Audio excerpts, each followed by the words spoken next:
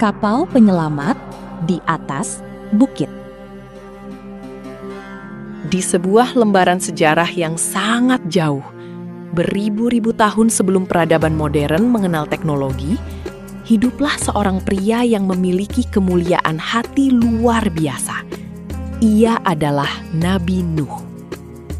Beliau hidup di tengah masyarakat yang kehilangan arah. Zaman itu adalah zaman kegelapan spiritual, ketika manusia lebih memilih bersujud di depan benda mati hasil pahatan tangan mereka sendiri daripada bersyukur kepada Sang Pencipta. Nabi Nuh tidak datang dengan pedang, melainkan dengan pancaran cahaya kesabaran. Setiap hari, tanpa mengenal lelah, beliau berjalan menyusuri lorong-lorong desa, mengetuk setiap pintu hati yang tertutup rapat.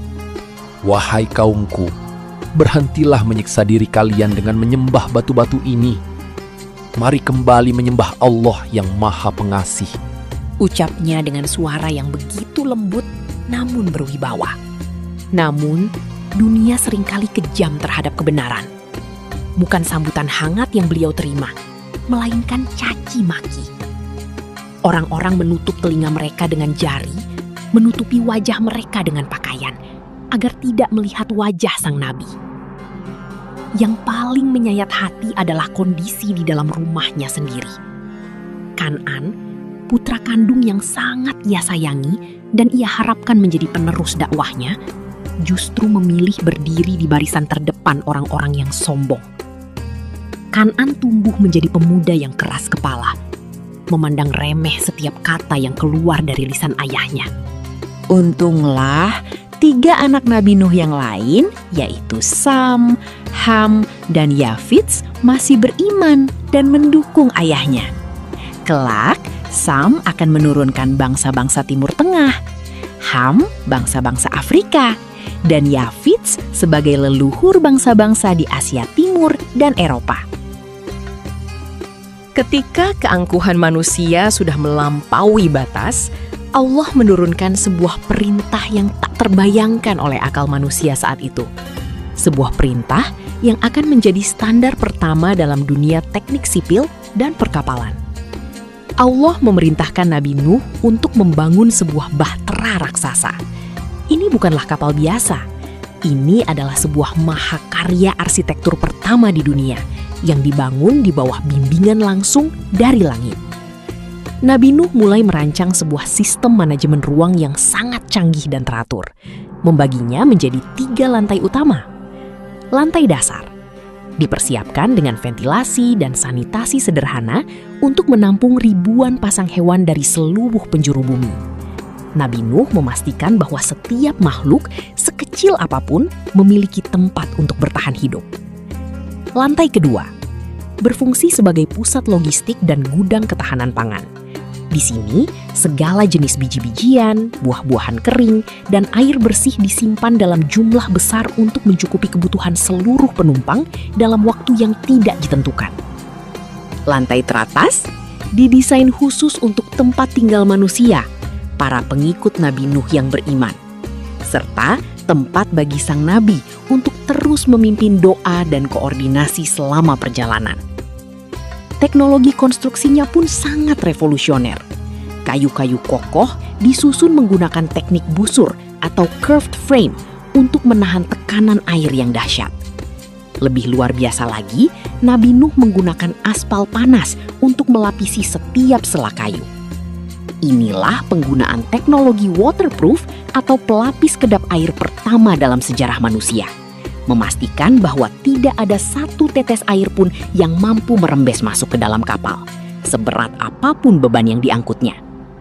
Kapal ini memiliki panjang hingga 150 meter, sebuah ukuran yang sangat fantastis untuk zaman itu. Gema suara palu membelah keheningan bukit.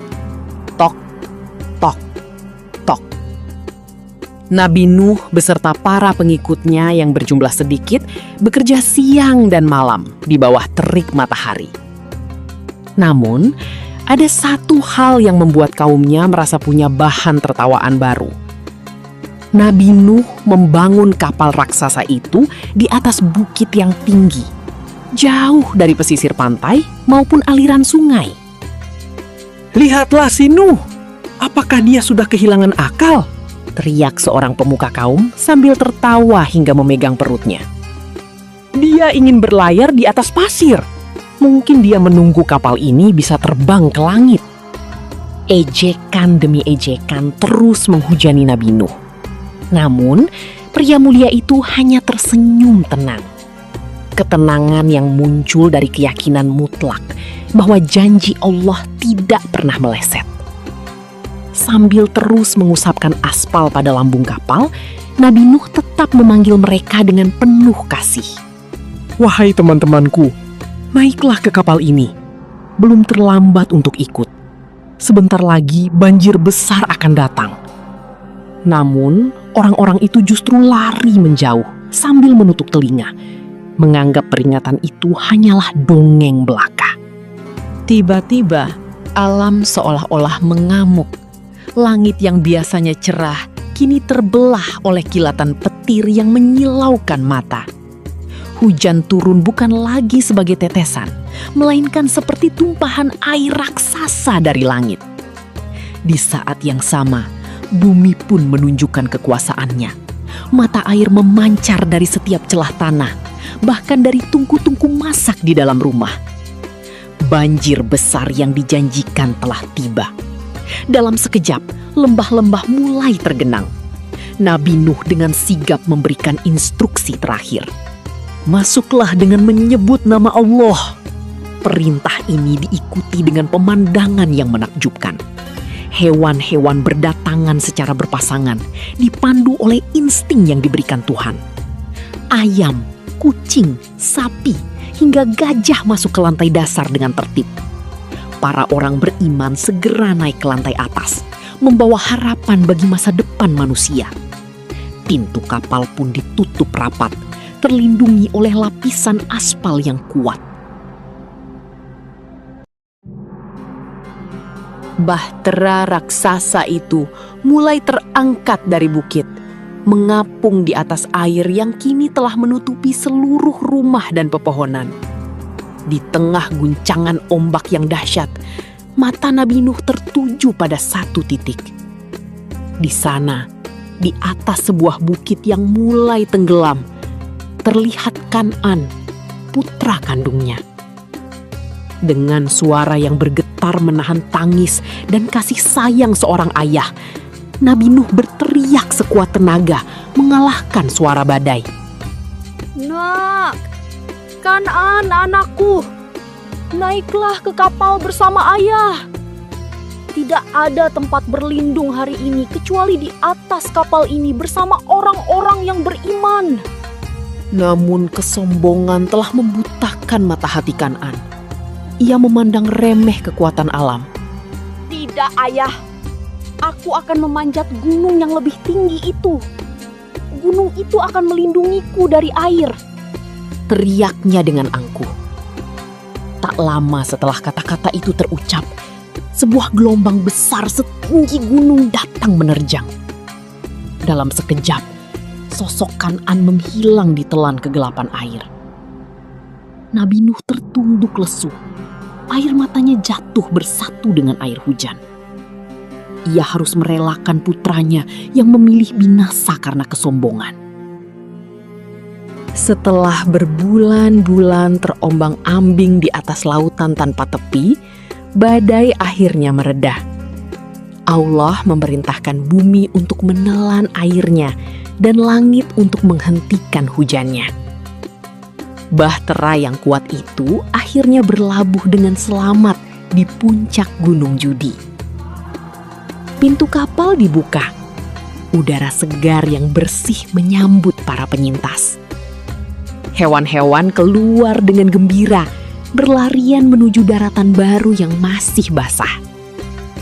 Manusia-manusia yang selamat segera turun dan bersujud syukur di atas tanah. Mereka adalah benih baru bagi peradaban manusia yang lebih baik. Kapal besar itu bukan sekedar kendaraan, melainkan bukti sejarah bahwa ketaatan, kesabaran, dan kasih sayang adalah jangkar yang paling kuat. Kita belajar dari Nabi Nuh bahwa teknologi sehebat apapun, meski menggunakan aspal terbaik dan arsitektur tercanggih, tidak akan pernah bisa menyelamatkan manusia jika tidak dibarengi dengan iman dan kerendahan hati untuk mendengarkan nasihat kebaikan. Jadilah anak yang soleh, yang memiliki telinga untuk mendengar nasihat orang tua, dan miliki hati yang percaya bahwa di setiap badai, Allah selalu menyiapkan kapal keselamatan bagi mereka yang taat.